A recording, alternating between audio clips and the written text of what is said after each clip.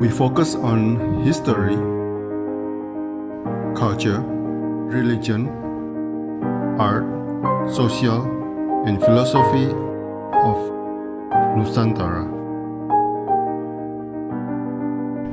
Here, in the presence of Nusantara, we were made to be forgotten about the goodness of ourselves. Because negativity seems to be more interesting for us. Now, I'm Sutoyo Raharto and friends, assist you, to remind you, to awaken you that we still can find the gems of Nusantara. They are the great sights of Nusantara.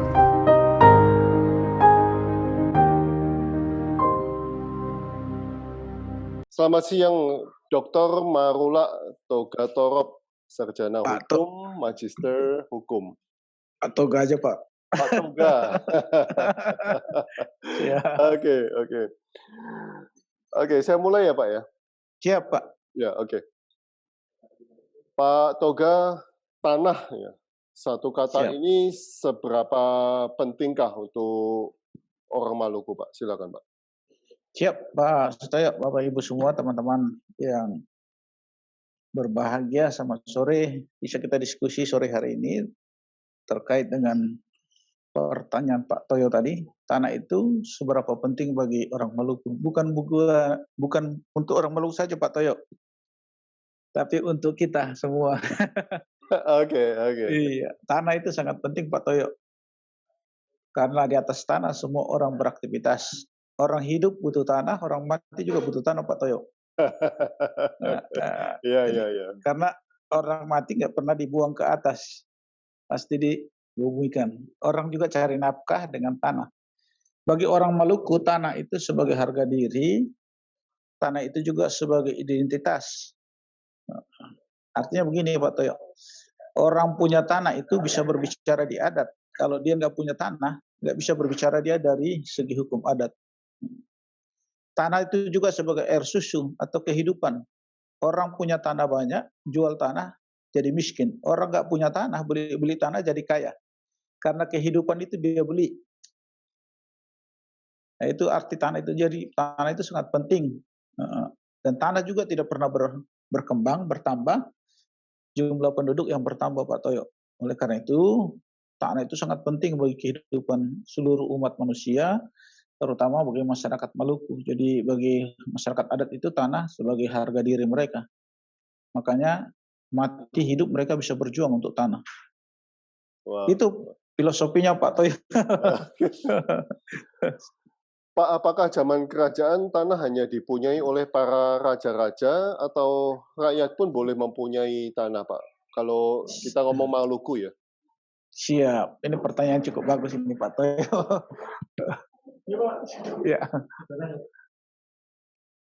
Ya, tanah itu dimiliki oleh semua rakyat, tapi ada tanah juga yang khusus dimiliki oleh para raja-raja.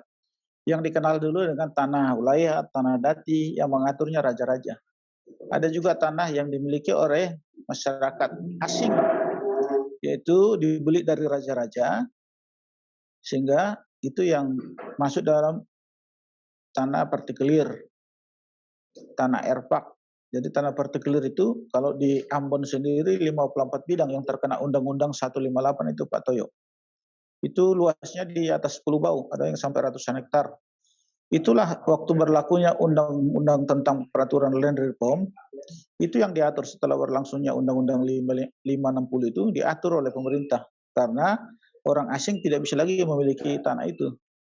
Jadi jatuh ke tanah negara, tapi bekas pemilik itu diberikan hak prioritas, diberikan untuk memilih baik dalam bentuk tanah dan dalam bentuk duit ganti rugi.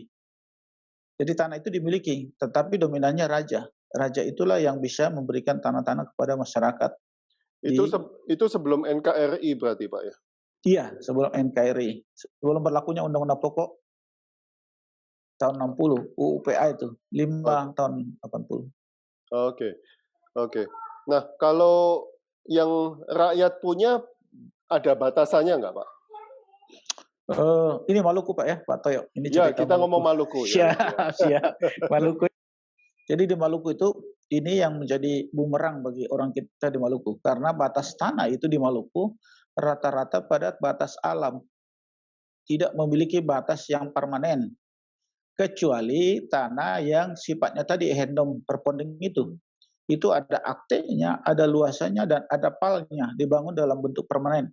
Itu yang dimiliki oleh orang asing dulu. Jadi dibeli dari kerajaan atau masyarakat hukum adat, dibeli dibuat aktenya, itu ditetapkan batasnya. Itu batasnya jelas, Pak. Itu namanya tanah partikulir. Undang-Undang 158 itu. Itu berarti masih pakai akte Belanda, Pak? Iya, namanya akte perponding itu. Ada surat perpondingnya. Jadi itu luasannya di Kota Ambon sendiri ada 54 bidang. Ini tanah ini unik, hanya ada di Kota Ambon, di Pulau Ambon. Tidak ada di pulau-pulau lain di Seram. Oke, oke. Ada juga ehendom yang kecil-kecil.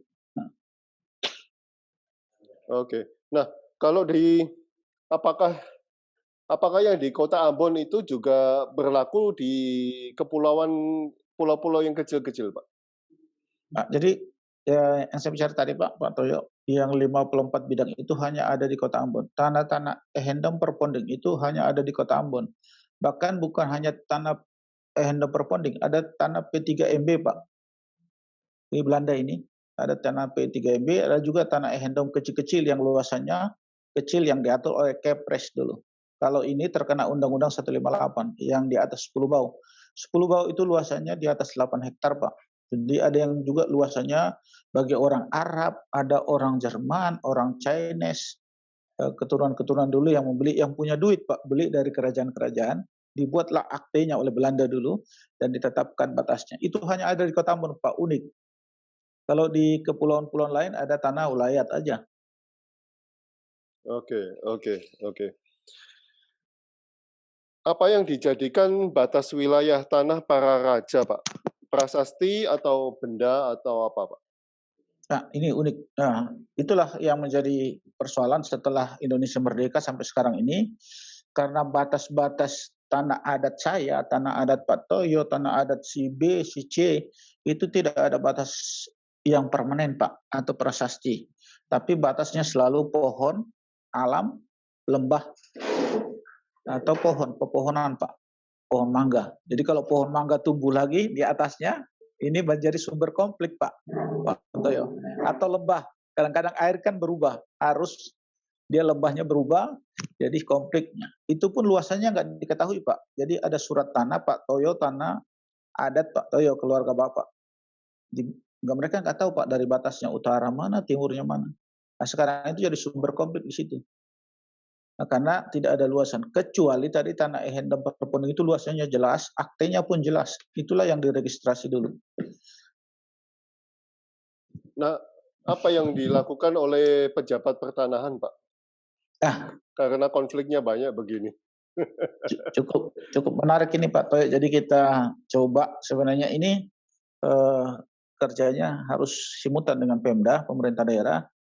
Karena yang saya bilang tadi, filosofi tanah itu kan harga diri seseorang. Mati pun mereka mau untuk mempertahankan tanah mereka. Karena menurut mereka kan tanah itu sebagai sumber kehidupan mereka. Yang saya sampaikan tadi, mencari nafkah sampai kepada orang meninggal harus membutuhkan tanah. Memang kerja di kantor pertanahan ini, Pak, melayani masyarakat, hidup dan mati masyarakat, beda sama bupati. Bupati kan administrasi dan pembangunan aja. Kalau di BPN mengurus hidup dan mati orang. Orang hidup butuh tanah, orang mati juga butuh tanah. Oleh karena itu udah banyak aturan sebenarnya yang dibuat oleh BPN, sampai sekarang ini aturan-aturan sudah disiapkan, baik melalui Undang-Undang Cipta Kerja kemarin, Pak, yang disebut Undang-Undang UU-CK itu, bahkan permen udah dikeluarkan, sudah banyak permen dikeluarkan, bahkan peraturan menteri juga sudah ada, nomor 18 tentang 2019 tentang penata usahaan tanah ulayat itu. Nah, kita kemarin kita coba untuk konsolidasi atau mengedukasi masyarakat khususnya di Maluku. Saya tugas pertama jadi kepala kantor di Maluku Tenggara Barat, Pak Toyo. Itu sampai ke Weter, Pak. Jadi 2 kabupaten, Maluku Tenggara Barat di Somlaki, terus itu 2 kabupaten, Pak. Oke oke Eee, oke. jadi kita mulai, memberikan aturannya sudah cukup banyak, Pak Toyo, aturannya cukup banyak, bahkan aturan OJK sekarang berpihak kepada masyarakat hukum adat itu sendiri. Artinya jangan sampai masyarakat hukum adat itu kehilangan identitas diri mereka. Kita menolak investasi, Pak, diperlukan, tapi kita juga tidak bisa menghilangkan jati diri identitas masyarakat hukum adat. Oleh karena itu diciptakanlah Undang-Undang Cipta Kerja, bahkan peraturan pemerintah nomor 18 tahun 2021 tentang pendaftaran hak nanti, hak-hak ulayat itu bisa ditetapkan menjadi HPL, Pak, seperti pemerintah daerah. Jadi negeri A, negeri Bapak, Pak Toyo mungkin negeri punya tanah ulayat masih ada 100 atau 1.000 hektar. Di mana lokasinya nanti BPN cari, Pak. Kita petakan, nanti masyarakat adatnya membawa ke bupati untuk ditetapkan jadi tanah itu tanah ulayat negeri A. Setelah ditetapkan, diusulkan menjadi HPL, Pak. Nanti dibuat SK-nya oleh Pak Menteri, didaftarkanlah di kantor pertanahan. Nanti keluar sertifikatnya, HPL itu bisa dikerjasamakan ke investasi. Investasi mau bangun cold store, mau bangun pabrik sawit atau mau bangun apa, di atasnya nanti numpang Pak HGU atau HGB. Jadi masyarakat investasi pun terlindungi karena di bawahnya sudah jelas haknya HPL tadi. Nah, sewa menyewa itu perjanjiannya nanti HPL ini disewa berapa? Kalau 1.000 hektar tadi hanya disewa 5.000 hektar, 5.000 hektar itu berapa miliar harus biaya sewanya 30 tahun. Karena HGU, HGB 30 tahun, Pak. Berapa sewanya?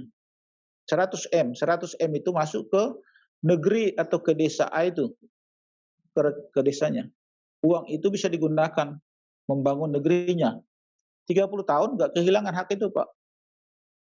Karena Oke oke oke. kalau dia dilepas, Pak, dilepas ke perusahaan, dibuat pelepasan hak, tanah adat itu dilepas, dia kan nanti diproses sertifikat HGU atas nama PT apa atau HGB. Setelah 30 tahun, nggak mungkin tanah adat tadi kembali menjadi tanah ulayat lagi. Kalau nggak diperpanjang investasinya. Dia jadi jatuh tanah negara, Pak, kalau HGU. Masyarakat kita yang selama ini di Maluku berpikir 30 tahun nanti menuntut mereka menjadi tanah ulayat lagi. Ini sumber konflik, Pak, selama ini. Itulah yang dilihat oleh pemerintah, Pak Presiden. Diciptakanlah UU CK itu, dibuatlah peraturan pemerintah 1 bulan kemudian PP 18 2021 itu untuk melindungi masyarakat adat. Jadi pola sekarang sudah sangat berpihak kepada masyarakat adat, Pak Toyo. Oke oke oke oke. Nah, Pak, sejak orang asing masuk ke Maluku, apakah mereka juga mungkin tadi udah dijawab, tapi saya tanyakan lagi. Sejak orang asing masuk ke Maluku, apakah mereka juga bisa membeli tanah dari para raja atau sewa, Pak? Silakan. Setuju, Pak. Ini pertanyaan cukup bagus. Karena memang Maluku dulu dikenal dengan penjajahan cukup lama. Jadi orang asing itu keturunan Chinese, Arab, bahkan dari Jerman, luar lah. Itu yang membeli, yang pemilik-pemilik duit dulu, yang saudagar-saudagar ke Maluku, bisa membeli tanah, Pak Toyo. Tapi setelah berlakunya Undang-Undang Pokok Agraria, itu menjadi tanah ehdom yang dibuat dengan peraturan 158 itu yang ditertibkan. Tetapi bekas pemilik itu tidak kehilangan haknya, Pak. Dia bisa memilih nanti dalam bentuk tanah. Kalaupun tanah itu sudah dikuasai oleh perorangan, bisa diberikan kepada mereka dalam bentuk duit. Berarti Sampai 80, Pak. sampai apa, Pak? Tahun 60 sampai tahun 80 diberikan ke pendaftar. Dan bisa dimiliki mereka, Pak, dulu. Oke oke. Oke. Pak, Ya, Pak. Pak, berarti ini pemilih awalnya para raja atau orang-orang asing itu, Pak? Jadi raja-raja itu masyarakat hukum adat itu menjual tanahnya kan ke saudagar-saudagar dulu. Saudagar-saudagar itu memiliki bisa ratusan hektar, Pak. Banyak turunan Chinese, turunan Arab itu, makanya kalau di Ambon itu, kota Ambon itu kebanyakan tanah-tanah partikelir, Pak. dan tanah-tanah P3EB. Kalau dalam kota pusatnya ada banyak tanah-tanah P3EB peninggalan Belanda itu. Setelah mereka pulang ke sana itu jadi tanah negara kalau enggak didaftarkan pada saat itu. Yang Ehendom itu juga seperti itu. Itu pemiliknya rata-rata orang asing, Pak. Tapi ada nggak yang orang asing masih tinggal, keturunnya masih tinggal di sana, Pak? Wah, ini masih ada, Pak. Jadi kalau sudah jadi warga negara Indonesia kan keturunannya bisa, Pak. Iya, iya. Itulah Mas, yang masih ada, Pak?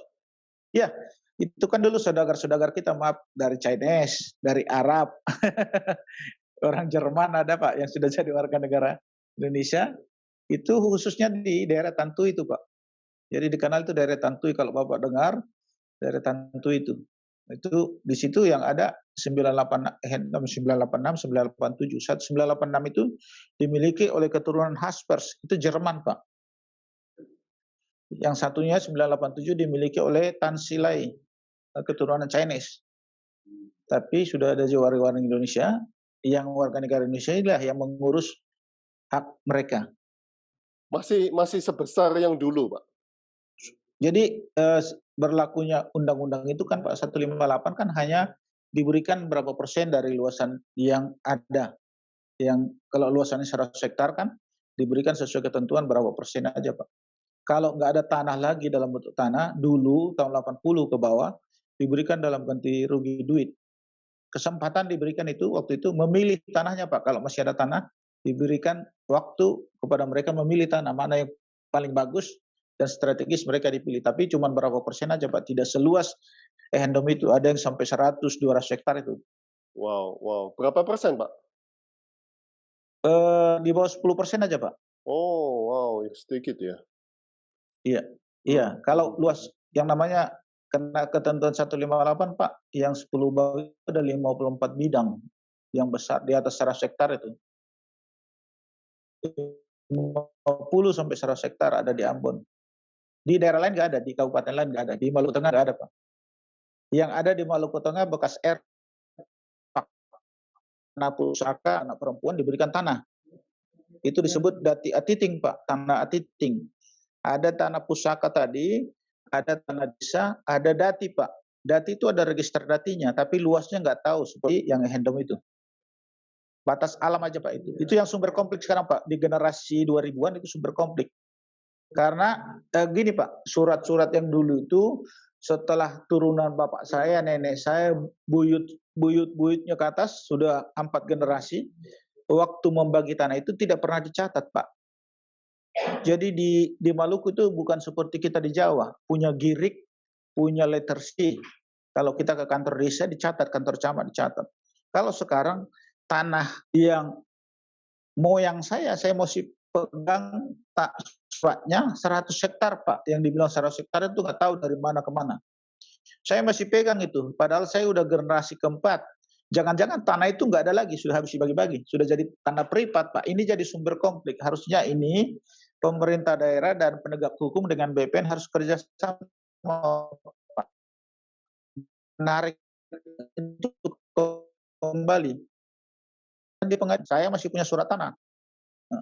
Kan generasi usia 20-30 sekarang lagi menggugat, Pak, ini. Dulu nggak diberikan ganti rugi yang layak, tanah kami seluas ini. Jangan-jangan dulu moyang saya punya anak 3, udah dibagikan 3. Terus dari moyang turun lagi ke opa saya, udah 10 anaknya. Jangan-jangan udah dihabis. Terus dari 10 itu punya masing-masing 5 anaknya. Udah 50 orang. Udah habis, Pak, tanahnya. Nah, tapi kalau nggak ditertibkan, Pak, sampai kapan ini jadi sumber konflik? Investasi untuk Maluku agak susah, Pak, karena itu. Nah, ini sudah apa solusinya untuk penertiban ini, Pak? Jadi kita dengan dibuatnya tadi kemarin itu Permen 18 2019 itu tentang penatausahaan tanah ulayat itu, Pak. Saya waktu saya di Maluku Tengah kemarin sudah 4 kecamatan, 39 negeri atau desa. Saya FGD, Pak, dengan inisiatif sendiri, Pak Toyo FGD, karena saya dibesarkan di Maluku. Saya punya tanggung jawab moral.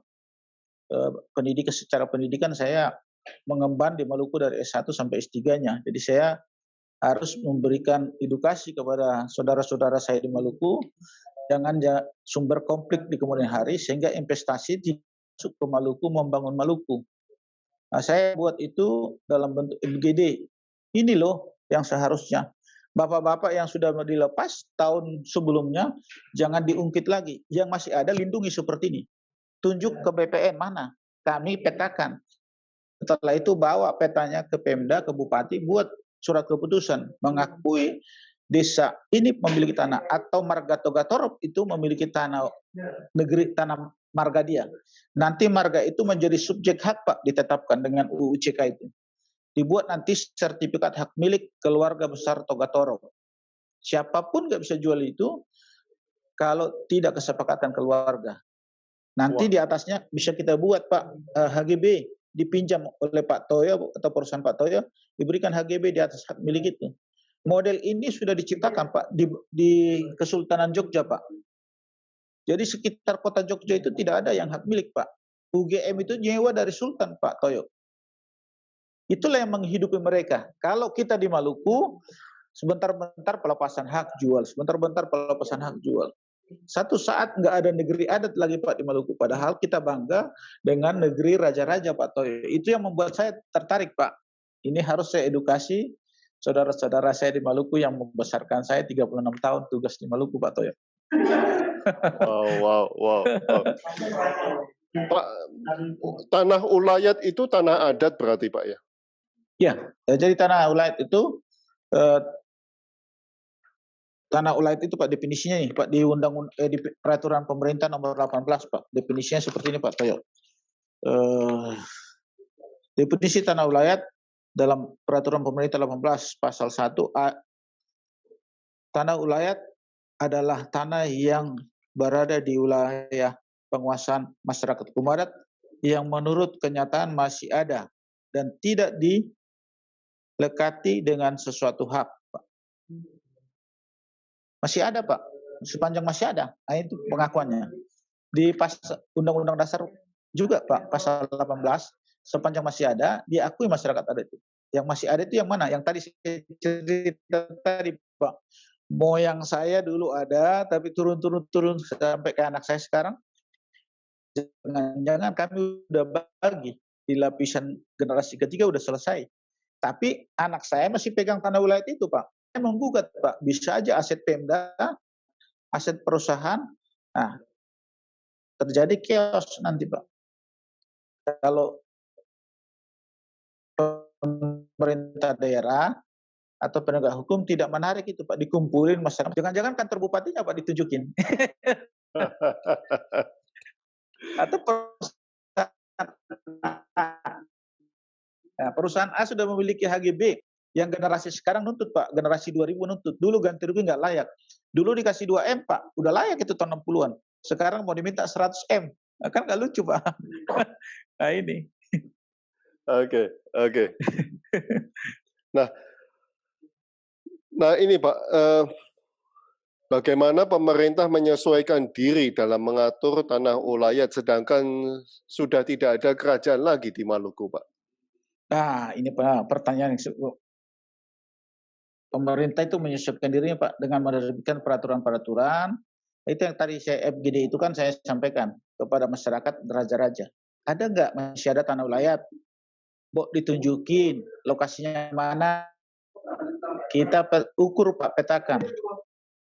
Kita petakan, kita suruh Pak masyarakat adat, rajanya sama saneri negerinya bawa ke bupati, keluarkan SK bupati mengakui negeri itu memiliki tanah ulayat 1000 hektar, berada posisinya ini, koordinatnya ini, luasannya ini. Setelah itu selesai, surat-suratnya disiapkan, kita usul ke menteri Pak, mengeluarkan SK, hak nanti dibuat menjadi HPL. Jadi bukan pola dulu Pak, ini pola UCK ini. Setelah HPL itu seperti Pemda punya HPL kan Pak. Seperti yang saya cerita tadi, kalau Pasar Ambon itu punya HPL. Seperti Hotel Indonesia itu Pak, HPL-nya Pemda DKI. Kan dibuat HGB di situ. Disewa oleh perusahaan. Sewanya itu 1 meter per tahun berapa Pak? Kalau 100 miliar itu masuk rekening negeri. Tapi kalau tanah itu Pak, 100 hektar dibuat pelepasan ke perusahaan saya atau perusahaan Pak Toyo, nanti pemerintah lewat BPN mengeluarkan HGU, HGB di situ 30 tahun, Pak. Nggak mungkin tanah itu kembali lagi jadi tanah adat. Ini yang jadi konflik, Pak, pemahaman ini di masyarakat berpikir begitu saya lepas, itu kembali jadi tanah adat. Saya tunggu 30 tahun lagi menjadi tanah adat. Padahal kan konsepnya begini Pak Toyo, apakah Pak Toyo kalau ke dealer Toyota membeli Fortuner atau Innova, begitu dilepas oleh dealer, Bapak dapat STNK, BPKP, STNK-nya berakhir, apakah dealer bilang, Pak Toyo kembalikan Fortunernya kalau STNK-nya sudah berakhir? Enggak, Pak, enggak. Hak perdata kan udah di Bapak. Nah, ini nggak dipahami oleh saudara-saudara selama ini pemilik tanah wilayah ini. Gampangnya itu membuat pernyataan pelepasan. Melepas itu memutus hubungan keperdataan antara saya dengan tanah itu. Itu sudah dibawa Bapak. HGU-nya itu saya perpanjang atau Pak Toyo perpanjang, atau sebelum berakhir Pak Toyo jual ke orang lain karena Pak Toyo merasa saya nggak mau kelola lagi, saya mau jual ke PT lain, bisa Pak. Seperti mobil tadi kan, STNK-nya berakhir, sertifikat itu seperti STNK itu Pak, surat berharga itu. Nah, ini konsep ini harus dibuka Pak, sehingga jangan begitu gampang melepas hak-hak wilayah itu. Nanti akhirnya 30 tahun bersoal lagi. Nah, seperti itu. Itu yang saya kasih pemahaman kepada masyarakat. Akhirnya mereka, sadar. Terus gimana Pak yang sudah kami lepas? Yang sudah lepas, peraturan bilang jangan lagi ditarik-tarik. Sampai kapanpun digugat akan bisa. Kecuali ada bukti pemalsuan tanda tangan pelepasan itu. Memang edukasi seperti ini Pak Toyo yang saya buat di 3 kemarin saya, puji Tuhan, Maluku Tenggara Barat itu, Kota Ambon, dan Maluku Tengah saya 1 tahun 3 bulan kemarin bertugas memberikan pemahaman ini terus supaya masyarakat kita jangan konflik terus, investasi hilang, Maluku nggak terbangun Pak, dan sejahtera. Oke, Pak.